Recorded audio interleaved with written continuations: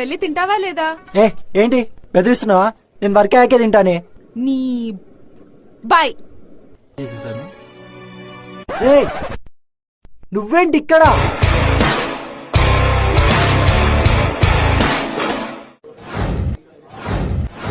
పక్కకెళ్ళి ఆడుకోమ్మా.